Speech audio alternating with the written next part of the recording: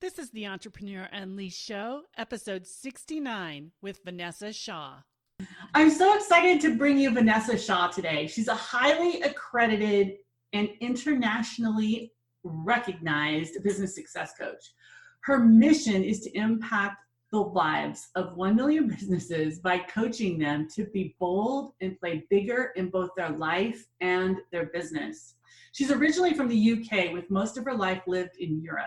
Vanessa has more than a decade of experience working with business leaders, ranging from startups to billion-dollar companies. Welcome, Vanessa. Oh, thank you, Patty. I'm so excited to be here. I'm so excited to have you here too. Let's just dive right in. Is there anything you'd like to add? I give you a brief, introduction, but anything you'd like to let people know about you? Oh my gosh. You know what, actually, listening to that, what I think is now, my passion for helping people and really helping people create success on their own terms in business, it's just not going away. In fact, I think I'm fanning that flame, like it's getting hotter and hotter and hotter. So it's just stuff, it's the stuff that gets me out of bed every morning. It gets my team excited. I think it's really the stuff that makes our life juicy and exciting. So that's the piece I would add to that. Awesome. I love that so much. So let's talk about, you've got some experience behind you. What inspired you to start your business? Gosh, that's kind of goes way back when, because I have actually been in this now and I keep forgetting to add up the years. I'm actually coming up for nearly 16 years in business by myself now that we're 2020 or halfway through. Awesome. And the truth is there were kind of two things. One is I had a dream ever since I was a little girl, and probably around the age of 8 or 9, that I wanted to be my own boss. I was probably a little bit bossy because that's what we called little girls back then. And I wanted to run my own business. I had no idea what that really meant. And I also knew back then that anything I did had to make a difference in people's lives. And I probably was 9.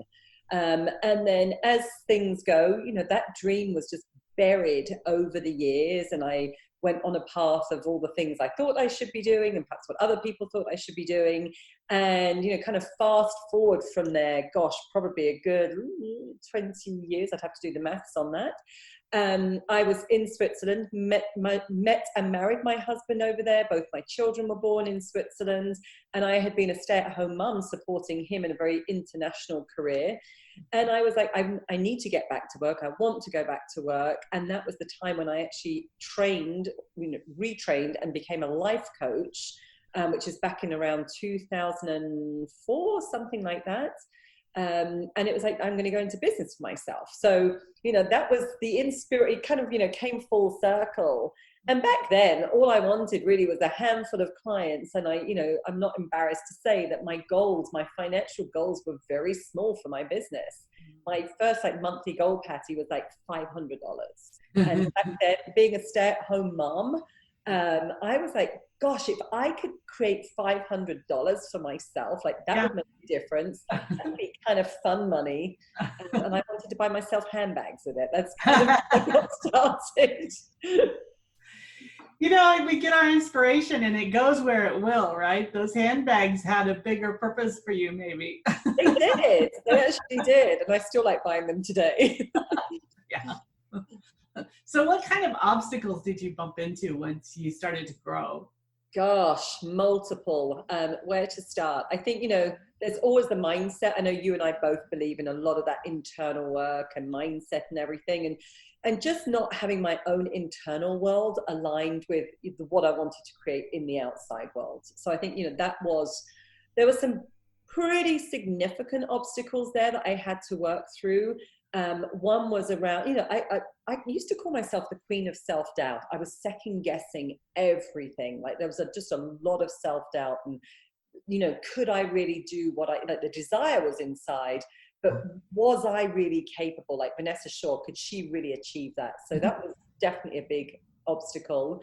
And I suffered dreadfully with imposter syndrome for many years. And really, my whole thing in my head was they're gonna find out. I was working with a lot of top corporate executives back then, and my biggest fear was they're going to find out I'm a stay-at-home mom, that, you know, I'm just good at making cupcakes and like running a family home. I know nothing about their world. I know nothing about business. And kind of like in my mind, it was like the fraud police were going to come and actually arrest me, right? And my secret was going to be up.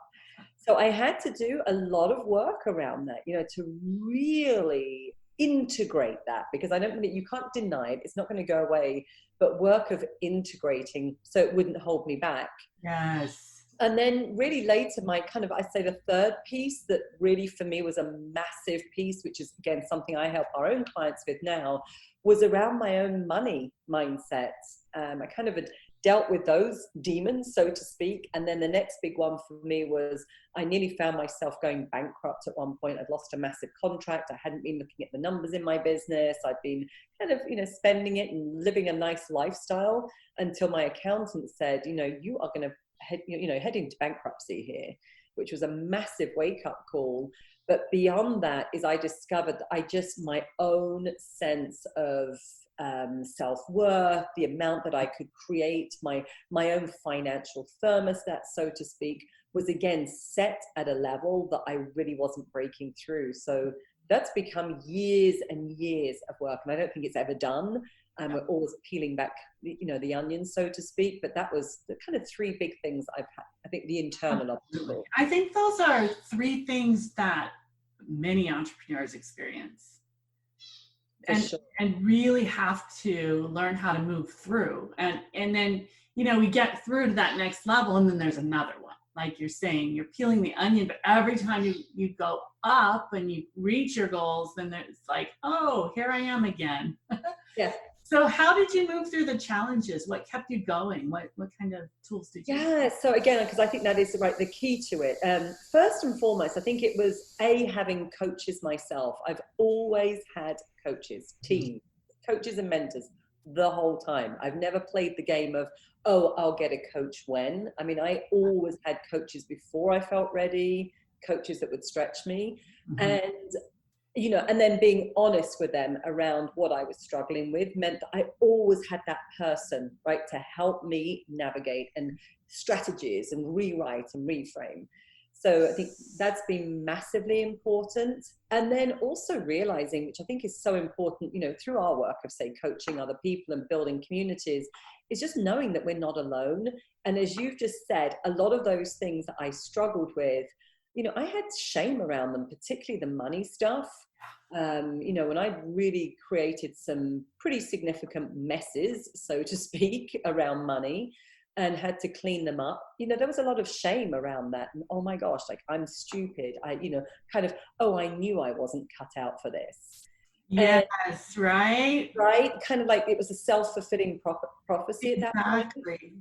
And when I started to do the work around it, then I discovered, again, I wasn't alone. I was putting a voice to it. So all of a sudden, this whole shame thing became hang on a minute, this wasn't your fault. Like, you've never, ever been educated on this. And now we're shining the light on it.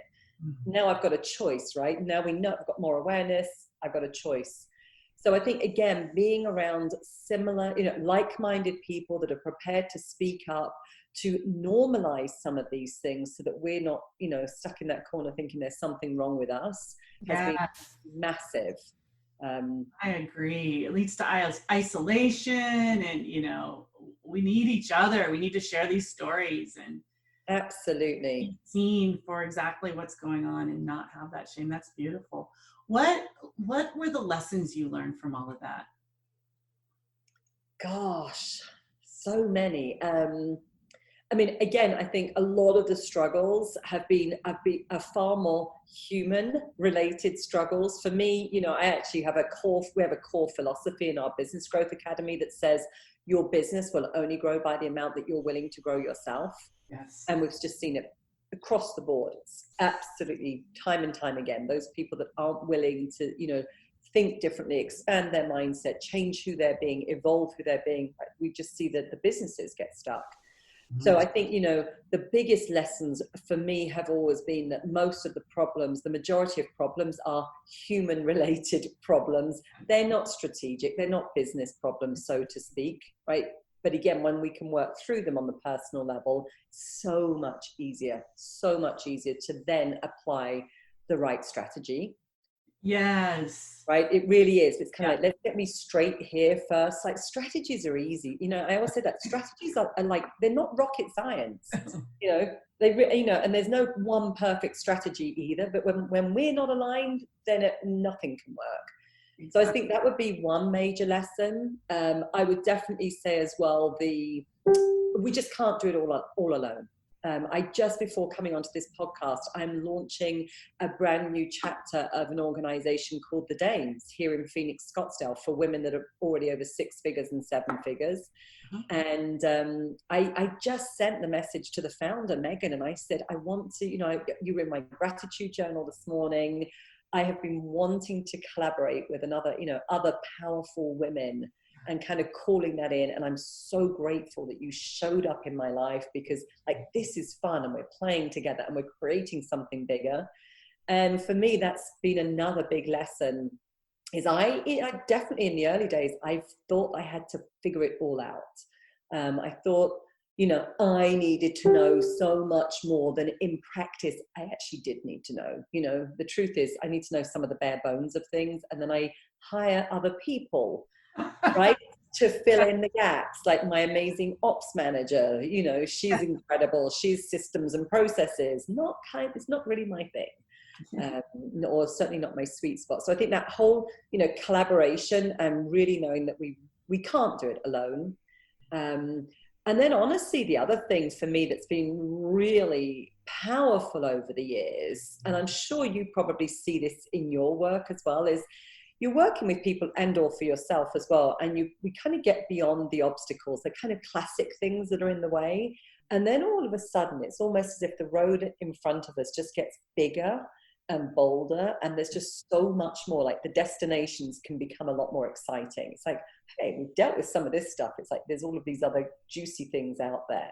Yeah. And that's the place that I'm really playing in now. Is that's fun. That, it's like what else is possible? I own the responsibility, and my own accountability and the role that I have to play in this. But when I'm saying, what else is possible here? And I can create this. And what do I really want? And digging deep into desire and translating that into something practical, in business and in life. Yeah. That's been a massive, massive lesson, and an exciting lesson, right? Like, wow, I can do this. Yeah. It's like the magic of like, okay, I moved through and I was looking for this one thing, but look at all of this that came along. It's so fun. It is. And it is true. It's when it really becomes fun all of a sudden. It's like, now it's like kind of more playful. Yeah. So what are you really passionate about right now? I hear your passion around this larger vision. Tell us a little bit about that. What is your vision? Yeah. So, I mean, what's really in my heart is empowering women financially in business. That's really, for me, I feel like that is like our next level of freedom. We talk a lot about freedom. We talk about a lot of freedom in the coaching world. I think most people don't actually have a clearly defined definition of even what freedom looks like for them. Or otherwise they have some kind of, messed up, because we've seen it on social media and we kind of get this, freedom must look like that. But for me, freedom is, freedom of self-expression, freedom of the work that you want to do, freedom of how you deliver, when you deliver, the types of people that you work with, the types of people that are on your team, freedom to be you. And for me, if we can't be free financially and really know that we can be the powerful creators of our financial futures, for me, that removes just a whole chunk of freedom. Yes. Because, it's not the money per se. It's not, necessarily the dollar bills or the pound notes or whatever that might be. There's the money gives us choices, right? And for me, choices give us freedom. Exactly. And that's really what it comes down to. So yes, at the end of the day, I know we all hear that there are so many women starting out in business and unprecedented numbers. The reality and the facts of that are the majority of women are not making money in their business. And those are facts. That's, you know, that's not me making it up. You know, it's barely something like barely 10% of women-owned businesses go over the 6-figure mark. Yes. You take out expenses and the cost of doing business and what you would want to pay yourself for the work you're doing. You quickly see, like, that's not financial empowerment. It's a milestone, and it's a significant milestone. So I don't want to play that down. But for me, you know, really understanding our numbers, being able to command, you know, higher fees, being able to pay ourselves. That's the other thing. Women, and again, I was guilty of that. You know, I was guilty of the, you know, I'll pay everybody else and I'll take care of everybody else, and what's left over, I'll pay me. Well, that's not good for my financial future, right?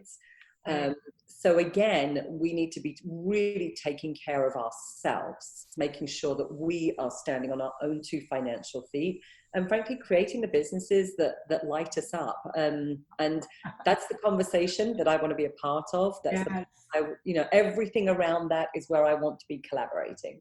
Awesome. That's so awesome. I love it so much. It's the future. And I love you're saying on our own 2 financial feet. Like, we own that reality that we're creating. We get to learn how to stand in it. Yeah. Yeah. And it's exciting. It really is. And I think the piece to that as well is, and again, I'm not the best person for quoting stats and things, to get my team to, like, what are the stats on this, and go do the research. But the reality is as well that women are far more generous and far more philanthropic than our male counterparts in business. And that is proven across the board. So again, for me, it makes sense. Like, when women are more successful financially, they give back more. Yes. Far more people benefit when women are successful. Exactly. That's the future we're looking to. And also changing, I think, you know, again, bigger conversation. You hear that, like, I just love this conversation, but also changing the stereotypes that exist around women and success, because a lot of us, you know, and I've certainly had to work through this a lot myself, you know, we have scripting and programs and ideas of what we think it looks like to be a woman who's successful. And many of us, when we kind of look at that, we go, well, I don't want to be that woman. So we need better role models. We need more role models of women that are really being authentic. Yes. You know, and again, you know, being joyful and being free and being self-expressed and being unique. We need more examples of what that looks like, so that we can get outside of the more traditional stereotypes. Absolutely. That's why I'm doing this series. Yes. It's like, break through those limits. That's right. As you are growing, share with us, what's the best advice you've received? Gosh, best advice. I mean, I honestly think because I've had so much good advice, you know, over the years. That's why my head goes to which piece. Yeah. And I think probably, like, the best advice, which came to me fairly early on, and it did feel like, whoa, that seems like a random concept, and now I just live it, was, you know, you are your best asset. Like, I'm the best asset to this business. You are the best asset to your business.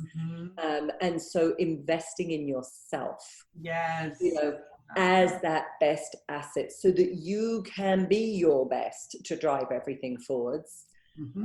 That used to be a foreign concept. I mean, that's not a concept that I actually grew up in. I mean, I grew up in concepts of, we get more qualifications, we get credentials, you know.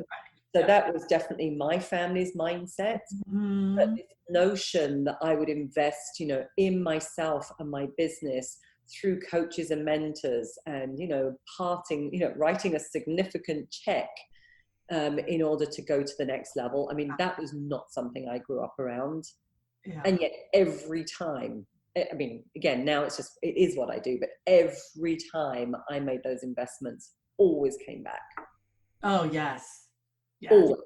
and keeps giving, right? It's not even just in the time that you're working with that person, because it's just, for me, those are investments that just keep paying back time. It's that growth you were talking about. You're investing in your own personal growth, and that's required if your business is going to grow. Absolutely. Yeah. So speaking of growth, what would you say the personal growth, the biggest personal growth experience you've had would be? Oh gosh, these are just such great questions. I know.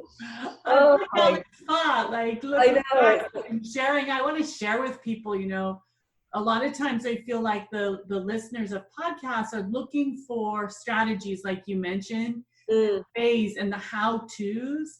And what I really want to share with them is that it really is a personal growth experience. It's the biggest one you could ever sign up for. Yeah. And we're learning our way through. We're growing our way through. So that's why I just love this question, because again, I think it's a brilliant question, and there is so much there. I think one of the things, and again, it's kind of what I'm really playing with right now, and this was a massive mindset, which I think again will serve your audience as well, because I think it's again a classic one, was that in order to grow, I had to work so much harder, because I grew up with that working hard mindset and was validated for that.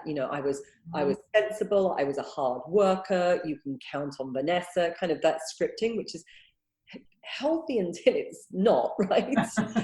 And a lot of my growth, especially, getting past that, let's say once I got to about 200,000 in revenue, getting past there, because I was working really, really hard up until then, like back to back, and Saturday mornings, and work was just spilling over all over the place, was what would it be like to grow a business whereby I was working less, having more fun, and actually generating more and making a bigger impact. When I say generating more, right, it's more financial freedom for myself, but for my team members, for the other people that we employ and work with.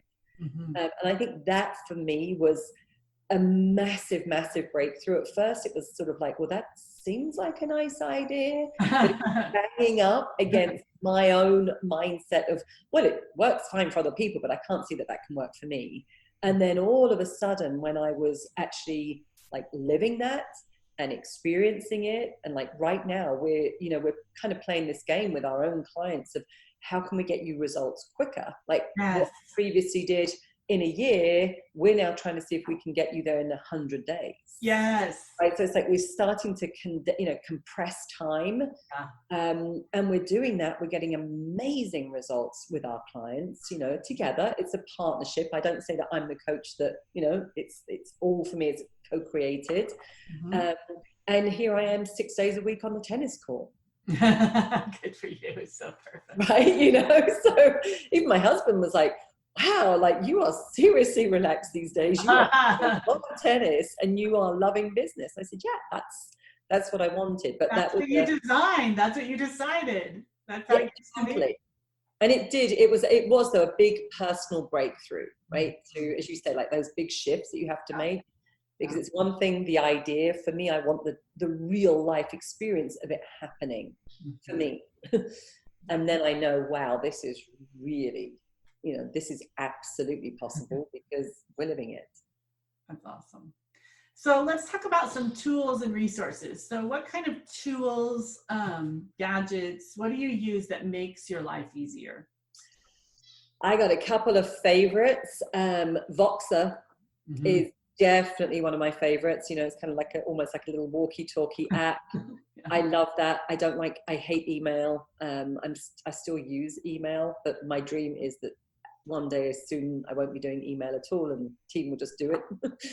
I do not too much of it, fortunately, these days. And in fact, the strategy of getting me out of email was moving the whole team to Slack. Yeah. So Slack as our communication tool, which removed a ton of email. And I love that. I'm a quick start, Colby quick start, if anybody knows what that means. And so quick to the point works really, really well for me. So I think those two have really revolutionized our communication channels. What other ones would be?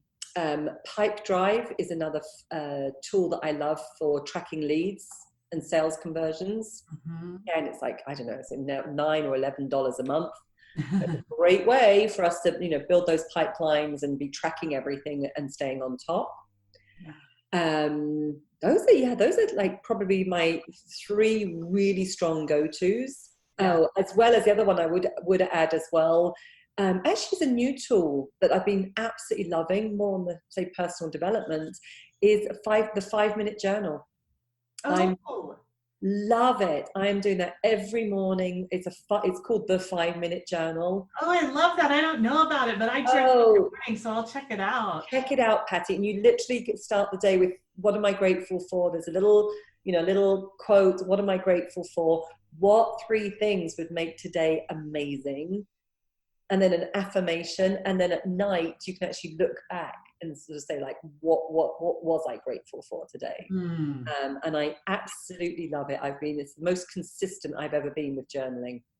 That's great. We'll put all the links in the show notes, you guys. So if you want to check these out for yourselves, you can just head over to the show notes and just head over to pattykeating.com and you can search Vanessa Shaw and the show notes will be right there. It'll also be on the page there. So what about resources like books or podcasts, blogs? What are you reading, listening to? Kind of like, what am I not? It's easier. So I am a massive Brené Brown fan.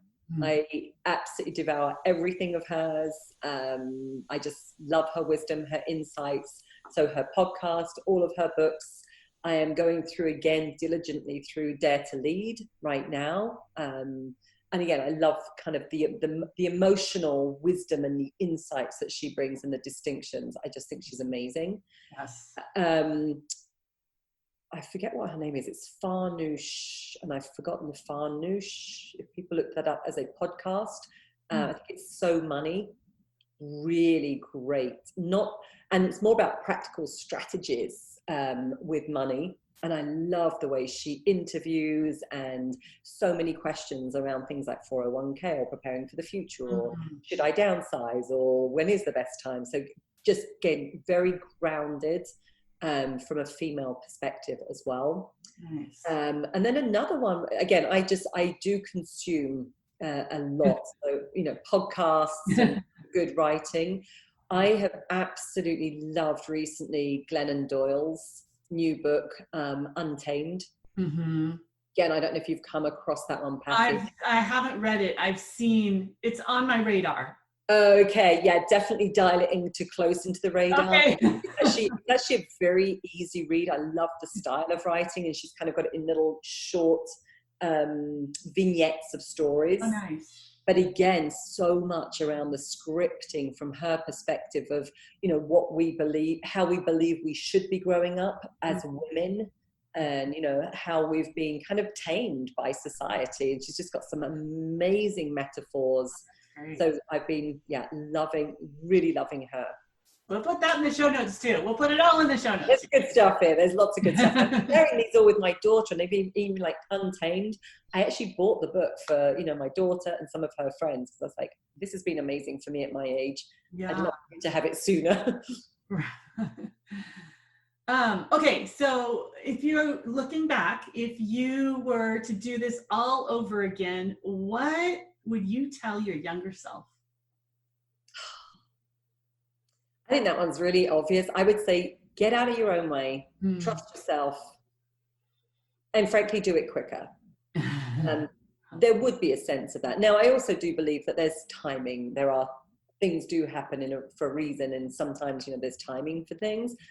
Yeah, looking back, honestly, when I do look at there was those times of self-doubt and internalizing things too much. Sometimes, I think sometimes speed can really be our friend, and we forget that. Building momentum and speed can actually really help bypass some of that negative stuff. Yes, really we have time to overthink everything. Yeah, we're not over ruminating on things, or going into analysis paralysis. So yes, that's probably would be the go girl, trust yourself. When the desire is strong enough, that's got to be the sign. go for it.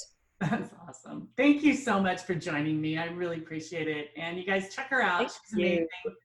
amazing, bringing lots of great things into the world. Thank you, Patty.